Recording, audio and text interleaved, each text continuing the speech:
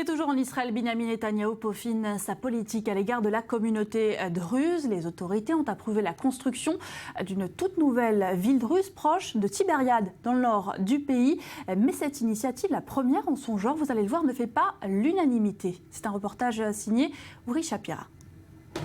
Chaque année, au mois de juillet, des centaines de personnes se rassemblent aux cornes de Hattin, près de la ville de Tibériade au nord d'Israël, pour reconstituer la bataille de Hattin.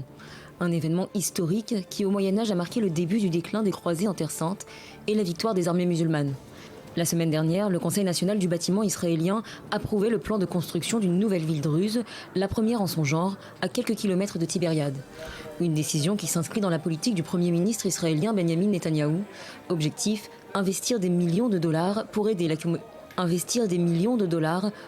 communauté druze. Mais tout le monde ne voit pas cette initiative d'un bon œil. Le docteur Raphaël Lewis, expert en reconstitution de champs de bataille, s'y oppose fermement. Il s'inquiète des effets que pourra avoir une telle décision sur une région inhabitée depuis de nombreuses années. Derrière moi se trouvent des centaines de sites archéologiques. On parle ici de sanctuaires datant de l'âge de fer, de routes, d'installations agricoles et de systèmes d'irrigation datant de l'Empire romain.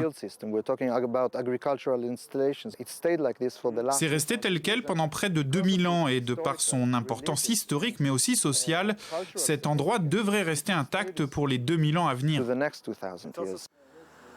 Dans la communauté druze, les avis sont partagés.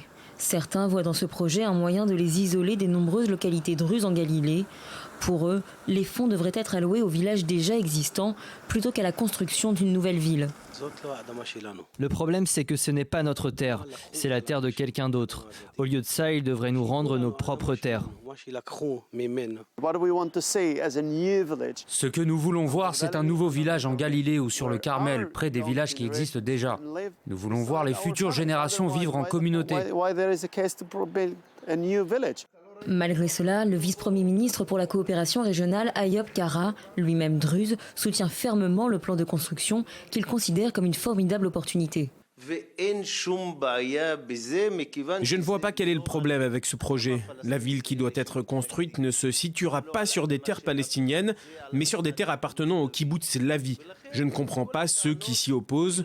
Devrais-je peut-être demander la permission de la communauté druze pour chaque chose que j'entreprends ?